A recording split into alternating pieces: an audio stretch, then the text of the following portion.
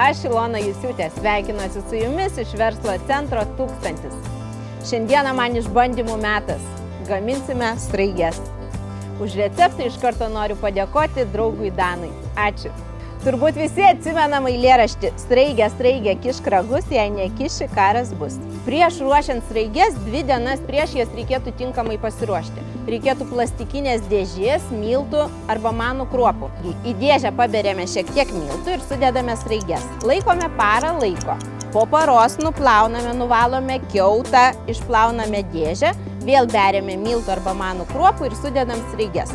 Po 2 parų sraigių valymo jos paruoštos naudoti. Aš jas dar kartelį nusiploviau po šaltų vandeniu. Tada man reikia užvirti puodę vandenį, sudėti lauro lapus, serbentų lapus, česnaką, pipirų kvepiančių ir druskos.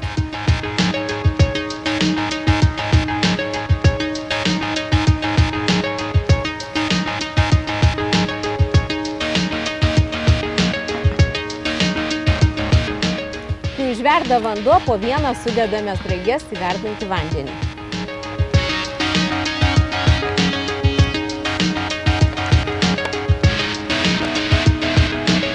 Virsime apie valandą laiko, nuolat nugraibant putas.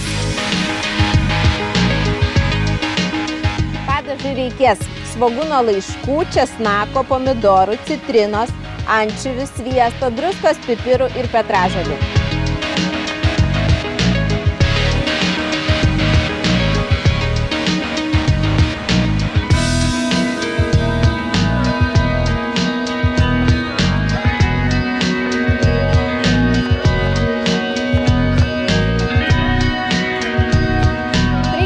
Lygiai valandą.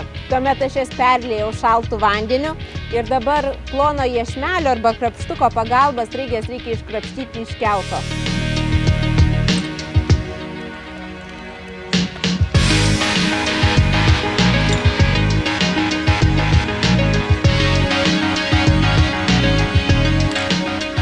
Kai sraiges išėmėme iš kiauto, raumenuką reikėtų atskirti nuo žarnelės.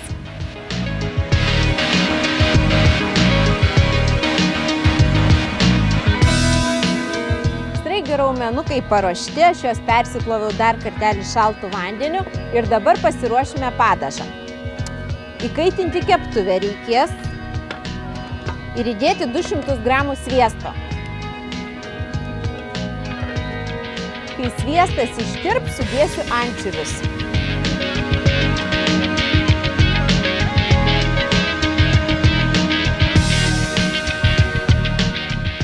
Kai ančiuviai ištirpsta, sudedame česnaką,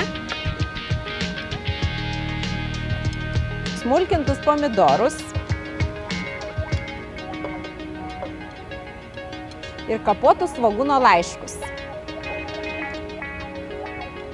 Sudedu sraiges.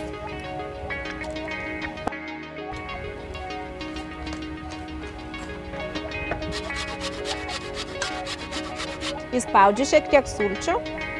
Viską permaišau ir dar pakaitiname apie 3 minutės. Sraigės jau paruoštos. Kad įdomiau atrodytų patiektos, aš įmaišysiu kelis kiautus į patiekalą. Permaišysiu.